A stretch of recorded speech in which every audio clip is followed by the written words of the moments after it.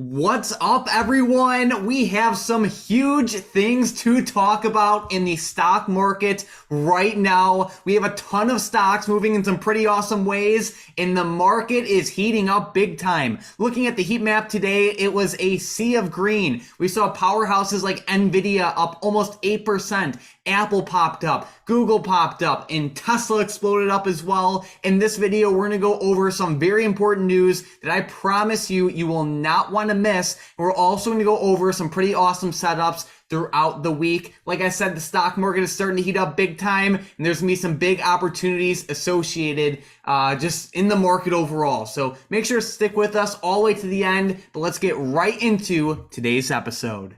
Yeah, Mike, I will say the overall market exploded today. It was a great day overall. I mean, look at Tesla here. It ended up closing up 7.74%. Nvidia closed up over 7%, like you said. And then just so many growth stocks were running up. I mean, AMD was running up. NEO was up. Blink Charging, Square, Asana was moving. Caesars Entertainment. DraftKings was up almost 5%, one of our all-time favorites there. So overall, it was a fantastic day, and the SPY crossed the key, $400 resistance, Mike.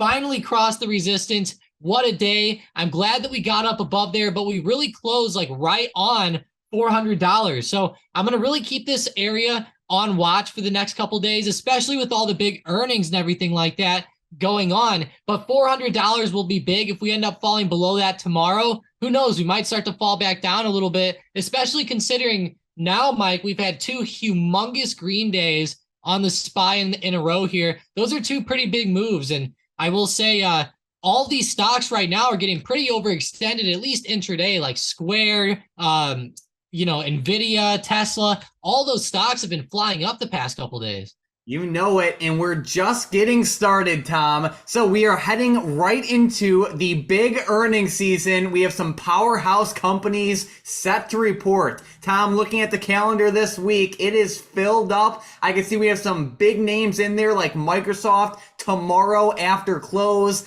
Tesla Wednesday after close, and a lot of others. Yeah, 100%. And the big ones tomorrow, before open, we're going to have Verizon, Johnson & Johnson, Lockheed Martin, Raytheon, and 3M before open. And then after close there, Microsoft is going to be pretty much the main thing to look at there. Wednesday, we have Boeing, AT&T, Progressive, Abbott, NextEra Energy, and Tesla. So Tuesday and Wednesday are going to be the two biggest days, in my opinion. And then Thursday, we have Intel, Visa, MasterCard, Southwest Airlines, American Airlines. Friday, we do have Chevron and American Express, but it just doesn't stack up to these three awesome days there on Tuesday, Wednesday, and Thursday. So be ready, guys, for the next 3 days. We should definitely see some increased volatility coming in. And Mike, that play tomorrow with Microsoft is going to be awesome. Looking at their chart today, they had a huge move up, and they actually had some amazing news with something that's actually been popping off a lot lately. Exactly. So I'm sure a lot of you guys have already heard of it, but ChatGPT has been going crazy over the past couple weeks, and Microsoft is actually investing tens of billions of dollars into OpenAI, which kind of, is the parent company for ChatGPT. Basically, Microsoft has been investing into OpenAI for the past couple years since 2019. ChatGPT is a very, very unique artificial intelligence platform where you could basically ask it like any question and it gives you a response that I have not seen any other software give. So we're actually going to test it out on the video right now. We can see Tom asked it, what makes a stock move up and down? And he wants that answer in 10 lines. And the software is going to spit an answer out for us in just a second. But yeah, the software has been going absolutely crazy over the past couple weeks. And it's definitely been pretty viral. Yeah, definitely. And you can see like right now it's starting to spit stuff out. Like it's saying economic indicators such as GDP, inflation, interest rates can affect prices. They're saying like the S&P 500 can obviously affect different stock prices as well. Supply and demand, technical analysis. I mean, they're giving off pretty much everything here. And I love this, Mike. It's actually very fun to use. I actually had never used it before today. And I think it's actually a pretty fun thing. You can actually give it like lines of code and it will fix certain code and stuff like that. Now, it's not perfect, guys, but hey, it is pretty cool, Mike. I'll say that. And, it does seem like a pretty cool thing right now. I know it's hyped up. It's actually whenever I tried to first get on it, it was so busy that their servers were a bit overloaded. But I think that it's a good investment for Microsoft, which is already a powerhouse company. And looking at Microsoft stock, Mike, it is extremely low right now. And I think it's a pretty good opportunity right now for just about anybody to start to average into this, or maybe even sell some puts down around like the 210 strike, the 220 strike. I feel like there's just a lot of opportunities with Microsoft here. Yeah, so I think this is a pretty exciting event for Microsoft. You know, artificial intelligence will be very crucial going forward, and Microsoft is kind of like in a big battle between Google, Apple, Amazon, and, you know, a lot of these other big tech companies with, you know, who can become like the king of artificial intelligence. And it's going to be just very, very interesting and exciting to see how not only ChatGPT and OpenAI progress over the years, but just the whole artificial intelligence industry as a whole.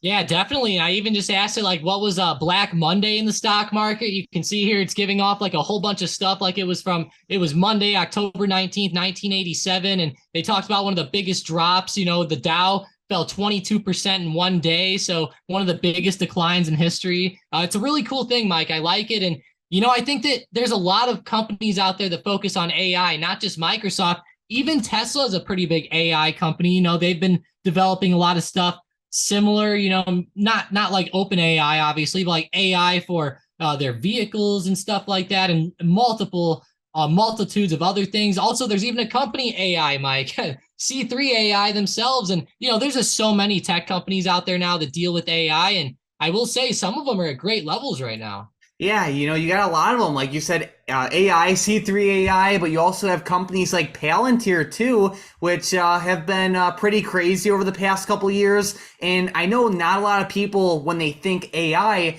they don't normally think like semiconductor stocks like Nvidia, but like Nvidia and AMD and a lot of chip stocks have a lot to gain from like the AI industry's explosion as well. You know, I know Nvidia is pretty big into artificial intelligence and all that good stuff too. Yeah, and some of these guys' chips actually like run some of those like self-driving applications on some of the vehicles. And I know that these chips are using tons of AI applications. So yeah, you're right. There's so many things that can be helped with AI, especially in the stock market and just the world overall. Like Mike, even like refrigerators now have AI built into them, like we talked about. And I'm not going to say that's why General Electric's starting to go up now, but you know, it is kind of interesting. General Electric is probably one that might even benefit from that you wouldn't even think about at all, Mike. But, you know, I will say I did see some unusual news today also with Moderna, Mike, which was pretty interesting. And their stock has actually been flying up quite a bit lately, although this news I saw doesn't sound too promising for them.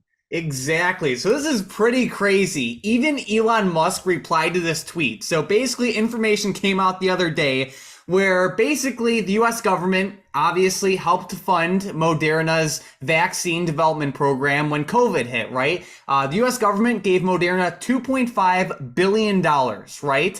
So that is, you know, it is what it is. And it all, like, at the end of the day, it cost Moderna around $3 to produce the COVID vaccine. And now Moderna is going to go around and sell their vaccine for $130 after the US government and us, you know, taxpayers, paid them $2.5 billion to make it in the first place. So, like, even Elon Musk is like, what the hell's going on here? So it's like very, very unusual, as we could see in that tweet. But like, think about it. Like, you know, us taxpayers pay $2.5 billion for Moderna to make the vaccine in the first place. It costs them $3 to make the vaccine. It costs Moderna $3 per vaccine to produce one vaccine, right?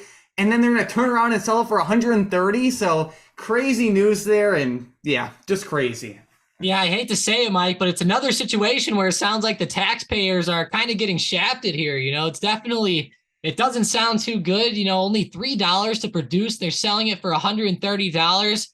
I know Moderna, you know, they've been doing some good stuff. Like I see they've been, you know, trying to make like cancer vaccines and some stuff like that lately as well, which have seemed like they've actually been doing pretty well. But overall, that sounds pretty negative here, Mike, with this. And I know that these healthcare companies have been brutal. Like Merck had some drug back in the day that caused a lot of problems. And I just know that a lot of people are like kind of like against a lot of these bigger healthcare companies because of reasons like this. And, it sucks because there's some people out there who need medicine and these companies are like charging way too high for it. Like, like people who have like diabetes, for example, have to pay like a ton for insulin in a lot of cases. And man, it's like they have to have it to live, but these companies know that. So, they just take advantage whenever they can. And it's one of the negative things I think about healthcare companies probably being on the market. But guys, let me know in the comments how you feel about Moderna with these vaccines here. I'll say, if I were the government, Mike, I would try to limit the price they can go, but then that might be going against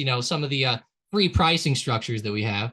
I think the biggest thing that pisses me off about this is how Moderna was literally paid to make this vaccine in the first place. Like literally the people, like taxpayers, US government literally paid Moderna to make this vaccine and they're just going to turn around and screw everyone over. So I guess it is what it is, but that was interesting news and we definitely wanted to cover it. Moderna stock's been doing all right lately, to say the least. Yeah, it actually has been doing good. So, I hate to say it, the news kind of sucks here, Mike, but with them charging so much for it, maybe their stock will start to go up. I don't know, but it's definitely a bad thing for, in my opinion, for the, I guess, situation overall. But I will say, Mike, some people are against the vaccine anyways. So, hey, I guess half the people don't even have to worry about it. But kind of getting into the other stocks here, Mike, on the economic calendar front for the rest of the week, we do still have that GDP growth rate coming out on Thursday. But besides that, there's not really too much else on the radar. Gotcha. So, Tom, I want to talk about the SPY a little bit more. So, like we talked about a couple minutes ago, we saw a bunch of stocks blast to the upside today. And, Tom, I see the SPY is poking above that big resistance level that it's been trying for over a year to successfully break through. So, what's going on in this situation? Yeah, this is actually very interesting here, and I feel like we're actually starting to finally get a good move up through this resistance line. And you can see like we did have a bit of a fake out back on like December 13th, December 14th. I think that there was like an FOMC event or some CPI data came out on that day, and it made the market extremely volatile. But it looks like right now, we tested this last week. We're coming back up now. We're breaking through it here. If some of these earnings continue to go well this week, I think that we will start to get the big break up that we really need. Now, do I think, Mike, that this break today is necessarily going to show that we're going to be going up for the next few days in a row? No, I don't think so. I still think that some of these earnings like Verizon, Johnson & Johnson, all those earnings tomorrow morning could play a role, and Microsoft tomorrow night and Tesla. Some of these earnings are going to play a huge role and how this market moves here. It could very easily still fall back down if the earnings go south. But I will say I love that break of 400 today. And with us closing up above here, it gives me a lot of confidence. Like the last time that we broke this, we didn't really close up above it very well. Today was a very strong bullish candle. We broke that 400 resistance. And as long as we stay up above 400, I think that we can definitely continue up here over the next few days. So it's like, that's the thing. It's like we're above a key level at $400 on SPY. We've been waiting a long time for us to see like a solid breakthrough of this level. But even more importantly, we're finally above that resistance line that's been very hard since 2020 on that daily chart of just continuous lower lows, as we can see Tom circling right now. Like we're finally above that, and everyone's asking themselves the same question, like, is this going to be the time we actually break through it? And I think like very similar to what Tom said, it's like if we can see some good earnings reactions over the next couple days and maybe even the next couple weeks, I think there's a good chance that we actually stay above this resistance line. At the same time though, if we have companies like Microsoft and Tesla get absolutely wrecked on earnings, then I think there's a very low probability of SPY holding above this resistance point. It's like, it's all going to come down to these earnings, and it's like if they're good, it's like SPY will be in good shape. But if the earnings are not good, SPY's going to be in for a world of hurt.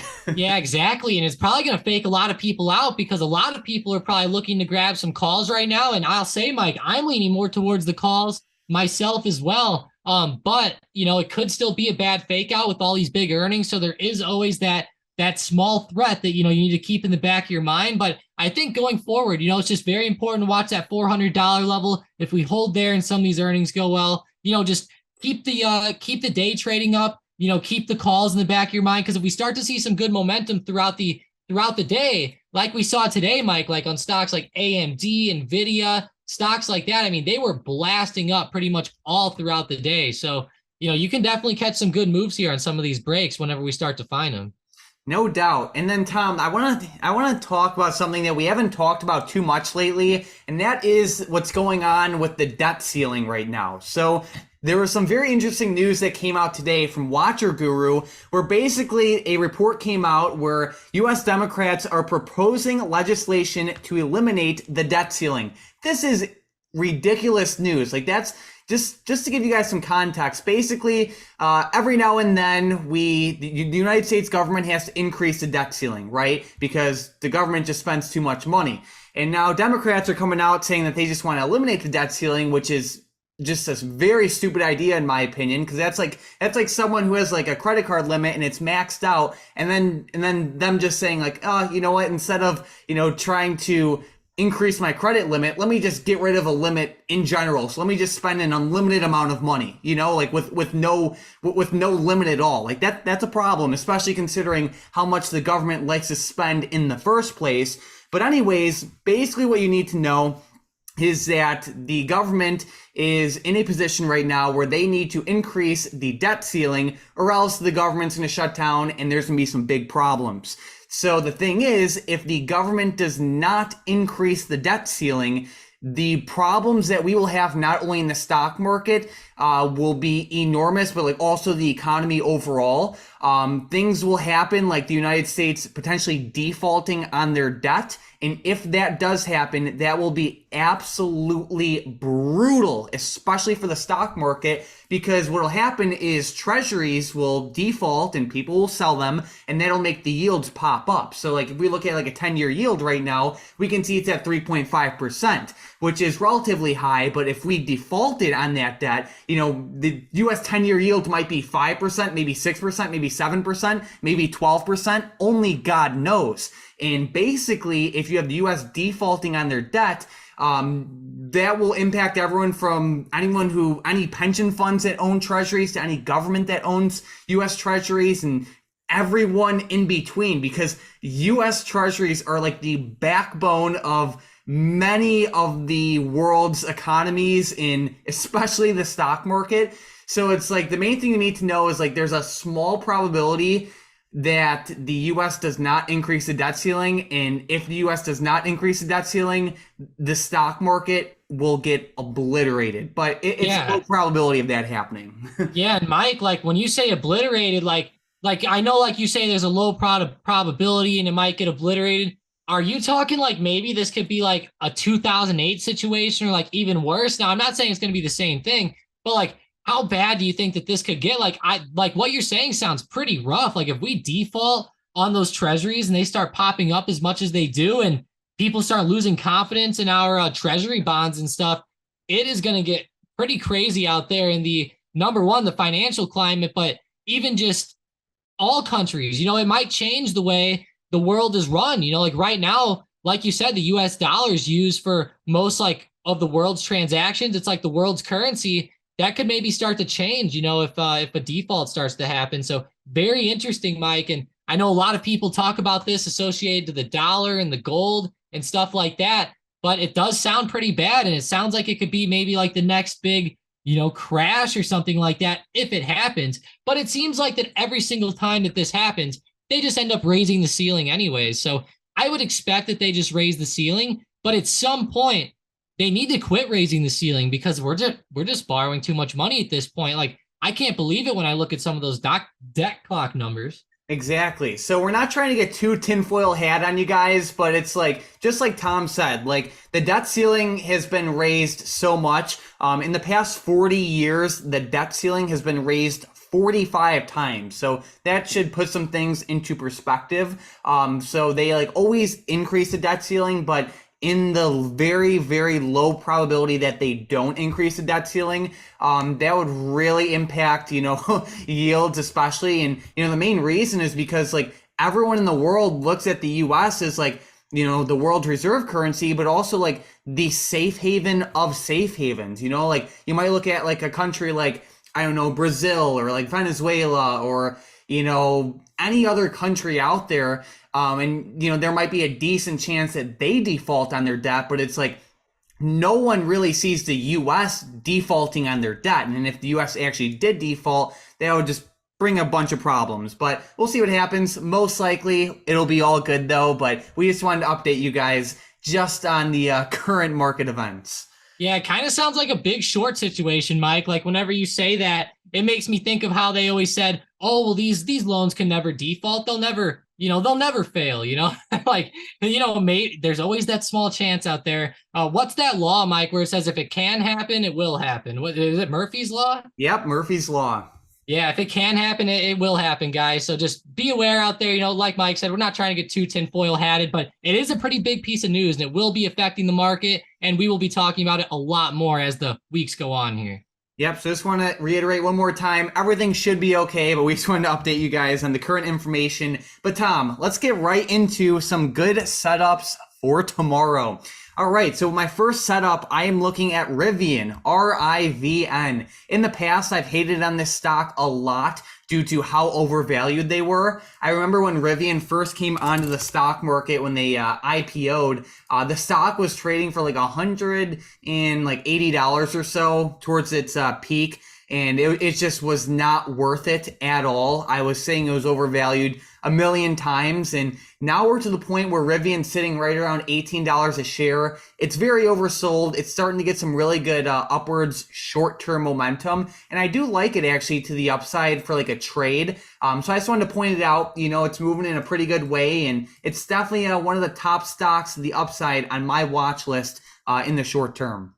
Wow, you're getting it at a 90% discount from that high up there. But yeah, I'm really surprised to hear you say Rivian, Mike. Like you said, you used to hate on this company at the top. And I will say, I hope you saved some people some money because you were definitely 100% correct whenever you were saying those things. So, hey, I hope you helped someone out. But I like Rivian too. Looks pretty good here in the short term. I even like the way it closed up today. Nice and strong. I know we've also been talking about Square a lot, Mike. You've been talking about it. I've been talking about it. I feel like we've been talking about Square a lot, and it had another amazing day today. Started really breaking out above that 76 resistance from yesterday. If I start to see them maybe break above that high of day today around close, around like $81.75 to $82, I might go ahead and look at some more calls because the way that this thing started breaking up on that daily chart is awesome, Mike, and it's finally starting to get that big swing up that, we've been talking about now for the past month or so. You know it.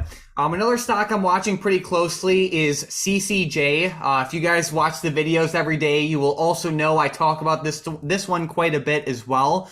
It has a lot of good momentum right now. It's a uranium company. Right now it's sitting right around like, you could say high 26s. It has some tough resistance right around 28 to like 28.50. It has a lot of momentum, like I said, and I can see it retesting that 28 level sometime over the next couple weeks or so. I'll say, Mike, I'm going to go ahead and name this support down here after you because, man, you hit this one on the head. This support was awesome at $21. Mike called this out a ton down here. And, yeah, it's ripping right back up, moving to the upside, Mike. I love it. CCJ has been one of the better stocks this year. And, yeah, you've been talking about it nonstop. So kudos to that one. Hopefully it keeps going. That was also a very strong close, just like Rivian. I know I also like AMD a lot. It's not my favorite, play right now for the longer term. I actually drew a range down here that I like buying it in between $40 and $60. I feel like averaging in around those prices is a little bit better. But in the short term, I do like trading AMD. I think that over the next couple days, we might be popping up and testing this $78 to $80 resistance. So I will be watching it tomorrow for maybe like a point to 2 point move. Nothing crazy, but I feel like, for some scalps, this thing can definitely be viable. And I know AMD options have a ton of volume. There we go. And I just want to say, if you guys are new to the channel, make sure to subscribe. We post brand new videos all the time. And when you subscribe, you'll see our videos recommended to you more often. Last week, we talked about a play with Shopify and how a crazy, crazy trade was made with it, where an insider or, a big money trader put $37.5 million into call options on it. We alerted this to everyone for free in the video on last Thursday. Thursday, and it has been exploding ever since. So when you subscribe, not only will you be updated on the important news each day, but you'll also get some pretty awesome trades every now and then too. Yeah, definitely. This was awesome, Mike. And you know what's awesome is that they have a lot of time on this, and it didn't work out for the first couple days. We actually talked about it a little bit. We were like, hey, it's not working yet, but there's like a lot of time on this. So it might consolidate for a couple days before going. And, it only took 2 awesome days, and now we're really breaking out. So let's go. That's awesome. Guys, smash that subscribe button. Mike, we've been calling out a ton of amazing plays lately. Like we said, even that CCJ play has been awesome, and there's been a ton more too. You know it. Well, with that being said, let's get right into the momentum plays for tomorrow. With the first one, we have AMD to the upside. Yeah, AMD, go ahead and make them break out above $77.20. And yeah, this one should be a pretty good momentum play if the market keeps going. All right, with the next one, we have Shopify also to the upside. Yeah, good old shop here, just like we talked about. Go ahead and make them break above 44.20.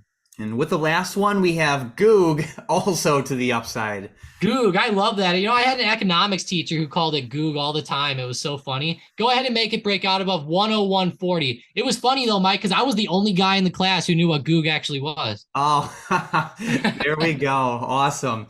All right, so we were watching Goog, Shopify, and AMD for potential day trades to the upside tomorrow, only if they break above the levels Tom listed.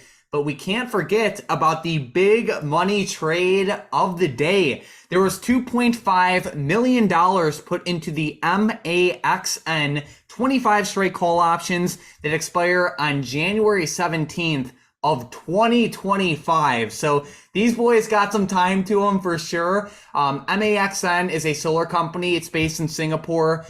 Basically, someone today put $2.5 million into the call options for this, where the higher MAXN goes up, the more millions they will make. This definitely looks like a longer term play to me, where they're just betting on MAXN to have a pretty solid run up over the next couple years. So, this one will probably take some time. Yeah, it definitely will. And, that's a long time on that strike. And we even saw another unusual options play on MAXN a little while ago that was placed on December 9th of 2022.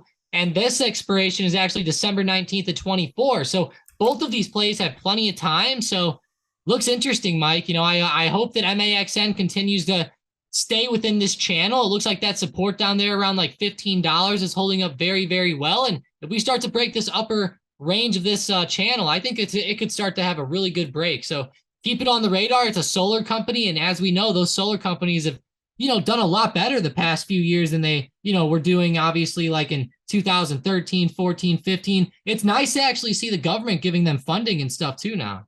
Yeah, and what I also like is we have like a double smart money alert on this too, Tom. Just like you said, we had the 20 strike calls from, a little over a month ago, and then it looks like the big money's double dipping on this one. So it's very interesting. I actually I like setups like this. Yeah, and I like the channel. I like the range, and a lot of big money's flowing in. So keep it on the radar, guys, just like we saw with Shopify and we've seen with FXI, Baba, Queb, and a bunch of other stocks this year. We've seen some amazing moves. So keep it on the radar. Who knows? It might start popping off over the next few days, kind of like Shopify did. We shall see. So, Tom, I'm pretty excited for the market tomorrow. Obviously, today was very action-packed. Do you have any final thoughts or anything else you want to cover?